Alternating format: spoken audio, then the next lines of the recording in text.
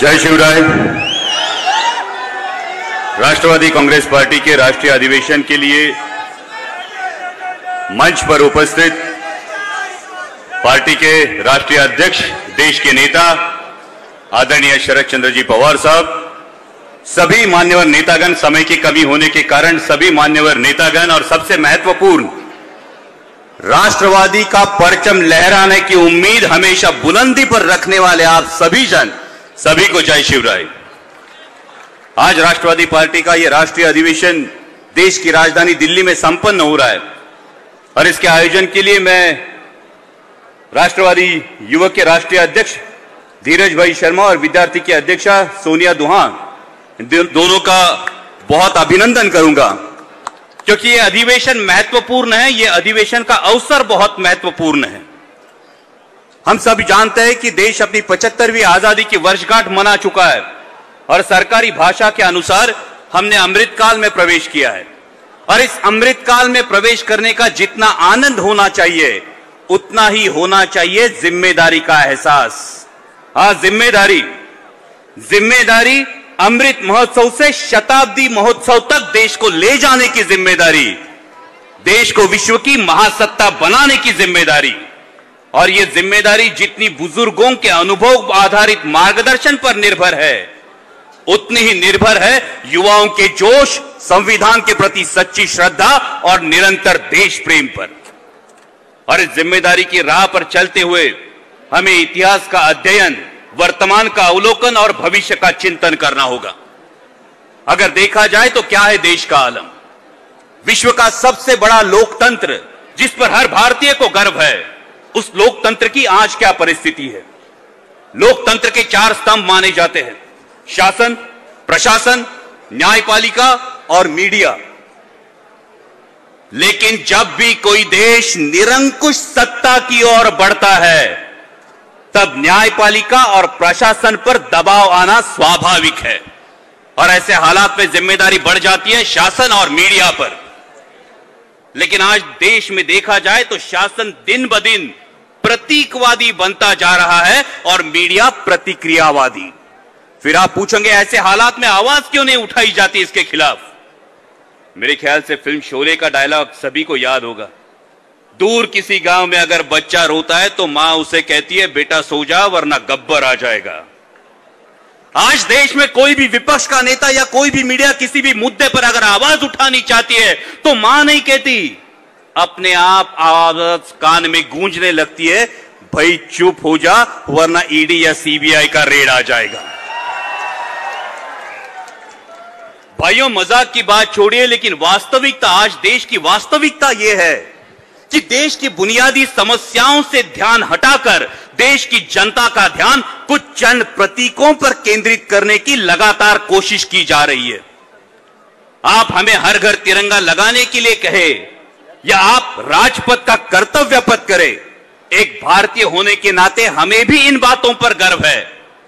लेकिन उसी के साथ उसी तिरंगे के प्रति कर्तव्य पथ पर चलते हुए आपकी देश को, जनता को जवाब देना होगा कि देश में आज बेरोजगारी अपनी चरम सीमा पर क्यों है, क्यों देश में आज हर 6 भारतीयों के पीछे एक भारतीय बेरोजगार है, क्यों देश में आज महंगाई आसमान छू रही है।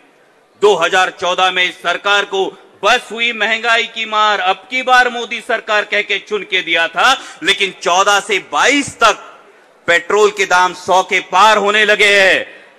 गैस सिलेंडर 410 से 1000 रुपए पार कर चुका है। कुकिंग ऑयल 80 रुपए से 180 रुपए हो गया है। तो सरकार को यह जवाब देना होगा कि देशवासियों की कमर तोड़ने वाली इस महंगाई के लिए आप क्या कर रहे हैं। आपने युवाओं से वादा किया था सालाना 2 करोड़ रोजगार आएंगे, किसानों से वादा किया था किसानों की आय दुगनी होगी। क्या हुआ इन वादों का? हमारे अतुल बेनकी जी बैठे हैं, आज महाराष्ट्र में प्याज किसान को 8 से 10 किलो रुपए के दाम में बेचना पड़ रहा है, जबकि उसकी लागत का खर्चा 18 से 20 रुपए किलो है। हम बार बार सरकार से गुहार लगा रहे हैं कि एक्सपोर्ट बैन हटाकर एक्सपोर्ट ड्यूटी कम की जाए, लेकिन सरकार के कानों तक देश के किसानों की आवाज नहीं पहुंच रही।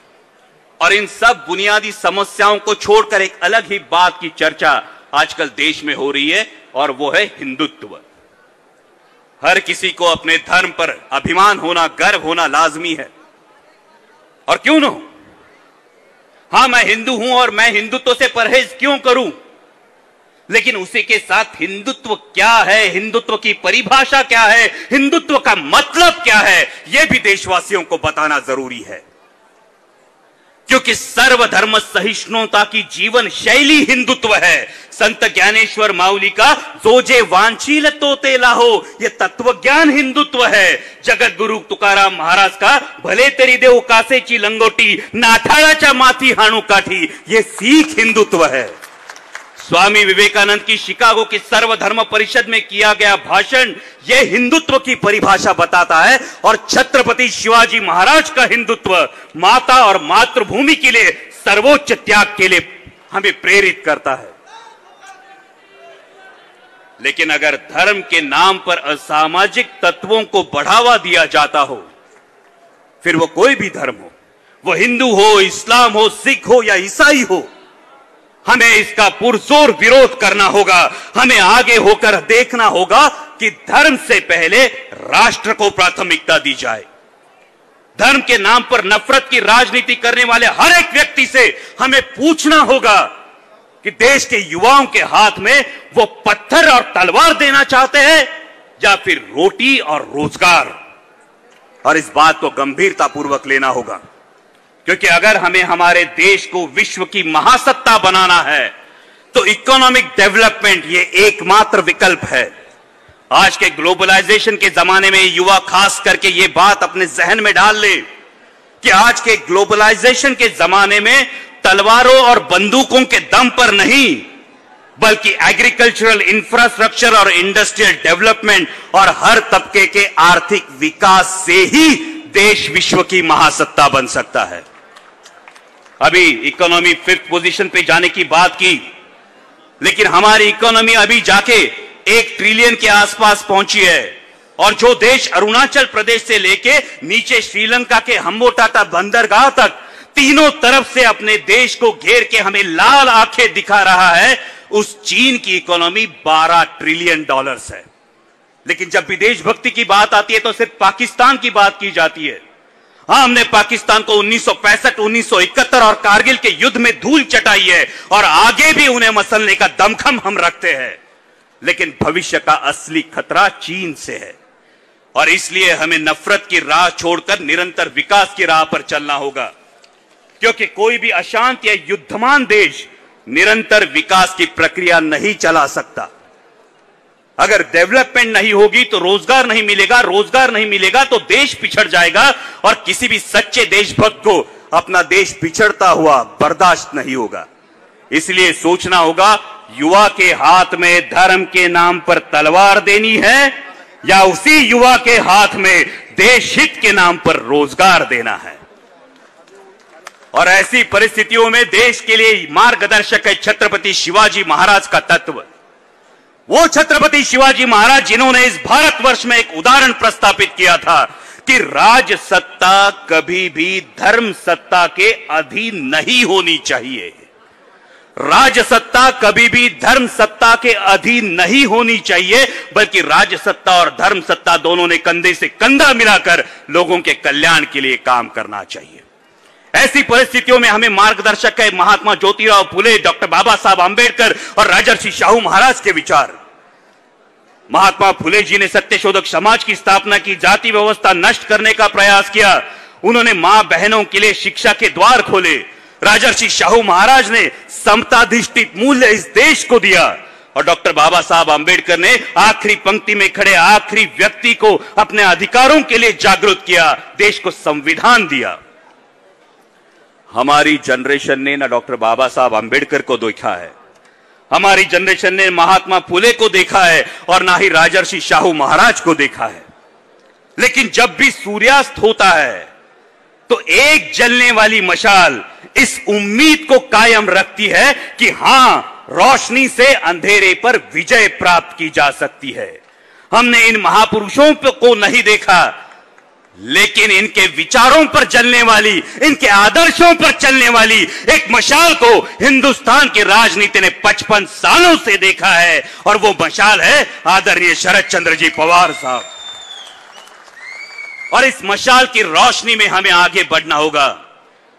साथियों, डगर मुश्किल है मगर नामुमकिन नहीं। आज जिस बीजेपी की ताकत के बारे में सब बढ़ चढ़कर बोलते हैं, यह बीजेपी का गठन 1980 में हुआ था। 1984 में उस पार्टी के मात्र केवल 2 सांसद थे और 39 सालों बाद 2019 में उस पार्टी के 303 सांसद हुए। उनके नेताओं का अपने कंफर्ट जोन से बाहर निकलकर किया हुआ प्रयास या संगठन के हेतु मेहनत, इसका योगदान उसमें जरूर होगा, लेकिन बताने का उद्देश्य यह है 39 साल बाद वो ताकत बनने की सोच रहे। अभी तो एनसीपी को गठित हुए सिर्फ 22 साल हुए हैं, अभी भी देश हमारी तरफ उम्मीद की नजरों से देख रहा है। सिर्फ जरूरत है हमारे कंफर्ट जोन से बाहर निकलने की। जरूरत है फुले शाहू अंबेडकर की विचारधारा को देश के कोने कोने तक पहुंचाने की, क्योंकि हमारी मुट्ठी में अनुभव का आसमान है, हमारे पंखों में जान है, बस उड़ान भरने की देर है। इसलिए देश के युवाओं से और राष्ट्रवादी कांग्रेस पार्टी के सभी कार्यकर्ताओं से इतना ही कहूंगा, उड़ान भरो तो ऐसी भरो कि आसमान भी देखता रहे। उड़ान भरो तो ऐसी भरो कि आसमान भी देखता रहे। गिरना भी है तो ऐसे गिरो कि कोशिश भी प्रशंसा करे। लड़ना है तो